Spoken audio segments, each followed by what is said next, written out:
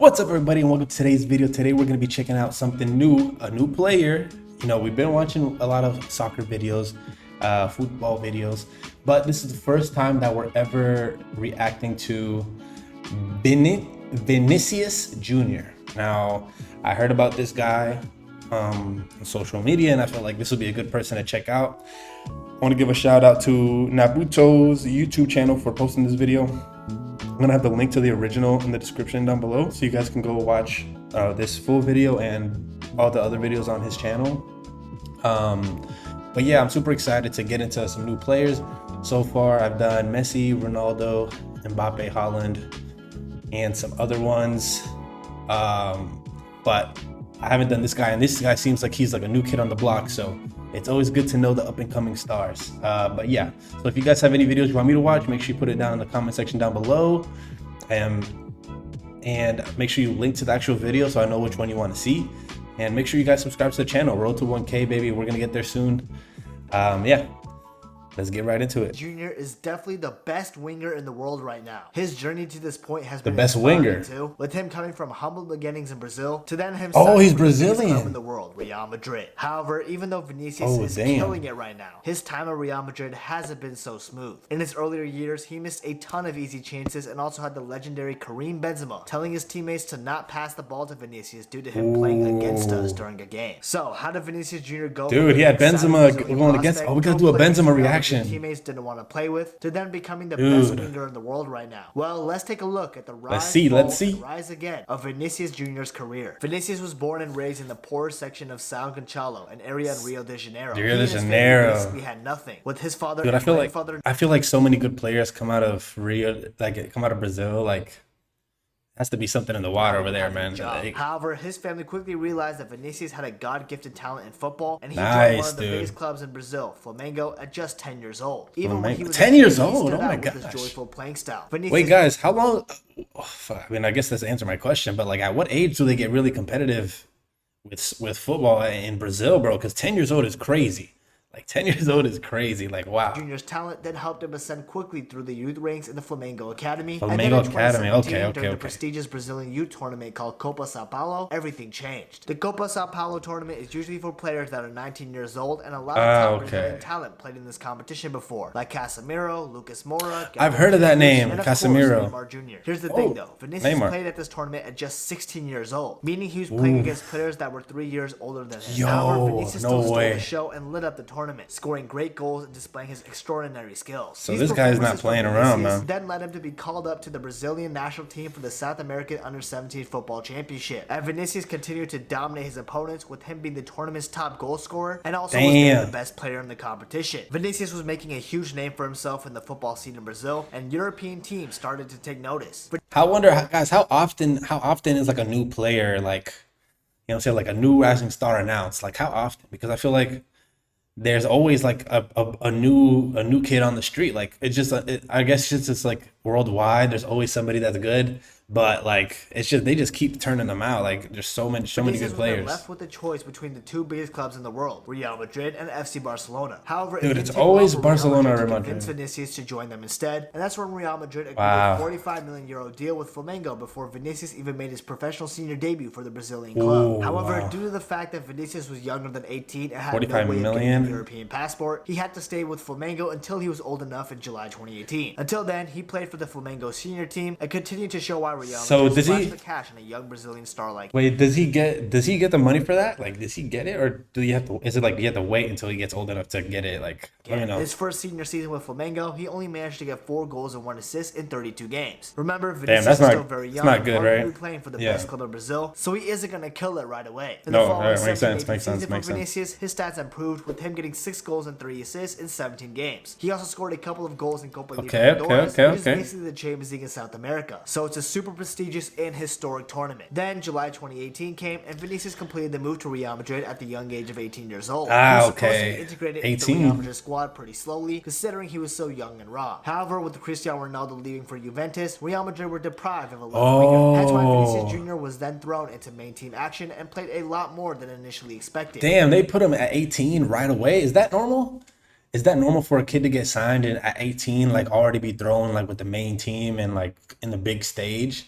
Has that happened with other people? Like, let me know who else. Let me know who else has like been thrown into the fire, because that seems like, dude, that seems like so much pressure. Like to go. I mean, I guess for people that like they're already used to playing like with a lot of pressure, but like just to get thrown in there right away, especially like after not playing around a lot of people.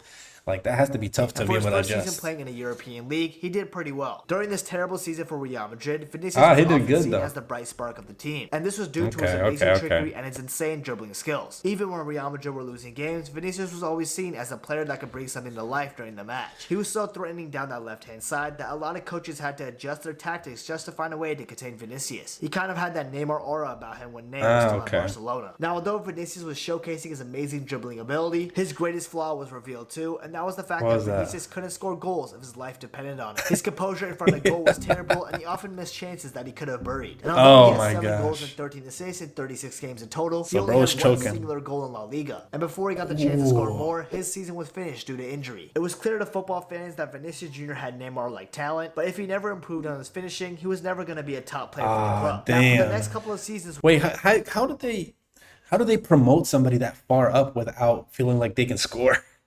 Or is it like one of those things? Where you just have to like wait and see to see if they're actually like able to do it?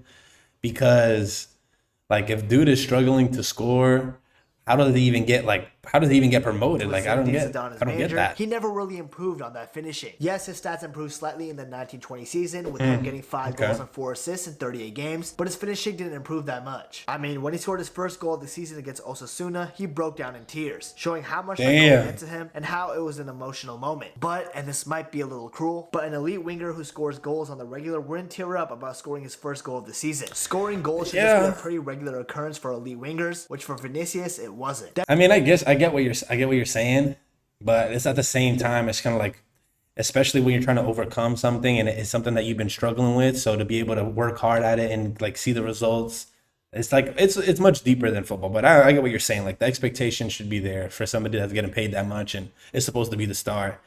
But it seems like that's like the journey you have to go through to be able to reach your potential. Then in the following 2021 season, in Zidane's last season as coach, Vinicius still failed to be a consistent starter and only managed to get 6 goals and 7 assists in 49 games. Damn, bro, that's a lot of games. The most embarrassing point of Vinicius' career happened in the Champions League clash against Borussia Mönchengladbach, when Madrid were down 2-0. After coming out from the locker room at halftime, Karim Benzema was spotted speaking to teammate Ferland Mendy, saying, "Don't pass the ball to Vinicius. On my mother's life, he's playing against us." Despite this being embarrassing for Vinicius, the fans didn't really back him up. In fact, they agreed with Benzema, since it was extremely evident that Vinicius had zero end product and composure, and Real Madrid fans were clearly getting frustrated with that. Fans around the world always compared Vinicius to Neymar due to both having extreme talent in dribbling and having flair. However, one thing that everyone agreed with at the time was Vinicius could never be on Neymar's level, because unlike him, Vinny couldn't score goals. And although Vinicius still had iconic moments in the 2021 season, like scoring 2 goals against my beloved Liverpool to knock them out in the quarterfinals, overall, Vinicius still had a pretty stinky season. However, in the 21-22 campaign... Dude, is Benzema considered the captain of that team? I mean, hey,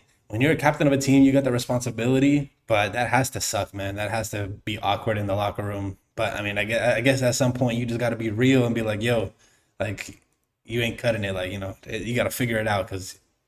that's just tough, man. Everything changed for Vinicius Junior and in a positive way. All right, let's see. Before we talk about that, please remember to subscribe. Go subscribe to our boy. I really subscribe appreciate to him. and it means a lot. So thank you. Anyways, back to topic. Zinedine Zidane was his videos was good. I like it. Coach of Real Madrid, and instead it was Carlo Ancelotti, who was an ex-Real Madrid coach who had already won it all with the club. In the first game of the season against Alaves for the 21-22 season, Ancelotti decided to start his more experienced players and players he already knew, like Modric, Casemiro, Gareth Bale, etc. Vinicius was sadly stuck to the bench. How do I keep remembering that name? Like, he scored a calm and composed finish against the Alaves side to comfortably beat them 4-1. A few eyebrows were raised from Real Madrid fans because Vinicius never had this composure in his locker before. However, maybe this was a once-in-a-blue-moon thing for Vinicius. He couldn't repeat this, right? Wrong. Because in the very next game against Levante, Vinicius came off the bench and scored a brace with some incredible finishes for the goal. Damn. This helped secure a 3-3 draw. More importantly, this convinced Ancelotti to start Vinicius instead of Hazard, and Vinny has not looked back since. It was clear that Vinicius was putting in the work during preseason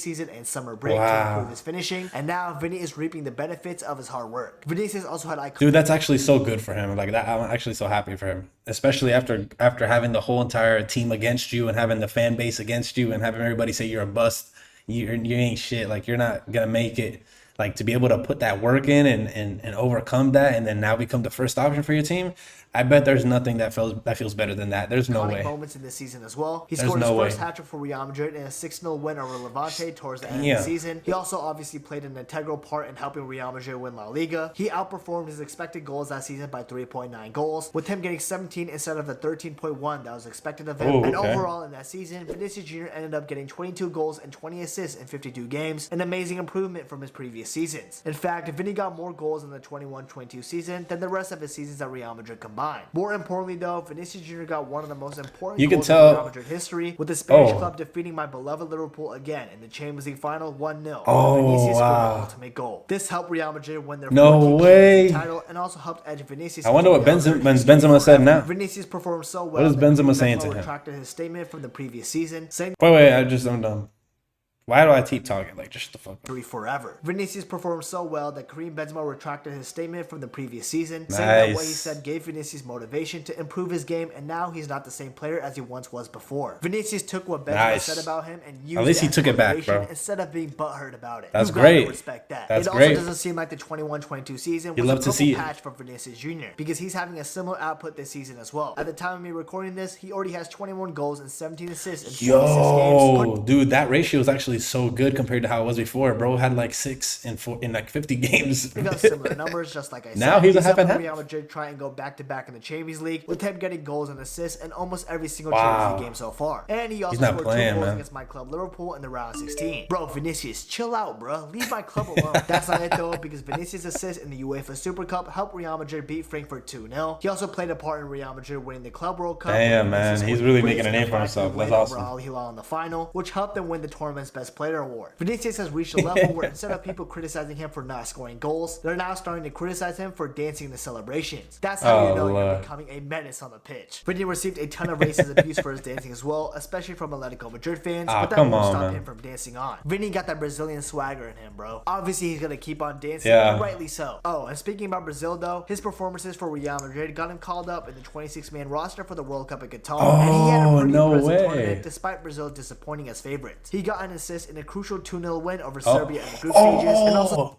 Yo, that was him? Oh my god. You guys remember this goal? This shit was crazy. So disappointing as favorites. He got an assist in a crucial 2-0 win over Serbia in the group stages, and also scored a goal and got an assist against South Korea in the round of 16. Croatia then knocked Brazil out in the quarterfinals, but Vinicius had little to do with that. Overall, it was clear since day one that Vinicius Junior had all the talent in the world to be one of the world's best. All that was needed was for him to improve his finishing, which he did at his most recent years at Real Madrid. He's still young, man. He's still young. So much more room. Hours of work, and through perseverance, he's truly become a superstar. People talk about Kylian Mbappe this, Erling Haaland that, but I believe Vinicius should be in those conversations as well. Because in my eyes, he definitely has the talent to win the Ballon d'Or in the future. Anyways, if you enjoyed this video, please remember. Hey, attaboy, Nabuto, thank you so much for the video, man. That video was awesome. I loved it. And that's actually interesting, man. You know, how do you guys feel about that? Do you feel like he has a chance for the Ballon d'Or over Mbappe and Haaland? I know Mbappe and Haaland are it's super common to be talking about them, man. They're the hot girl. Like, you know what I mean? Everybody wants a piece. But it seems like Vinicius is not, playing any games. I'm really happy for him. I'm glad that he was able to take that as motivation. This is an awesome video. If you guys have any more videos that you want me to watch, make sure you guys put them in the comment section down below. And if you enjoyed the video, smash a like and subscribe for more. I'm going to be posting more frequently. And I'm excited to be back. Roll to 1K. I will see you guys in the next one. Peace.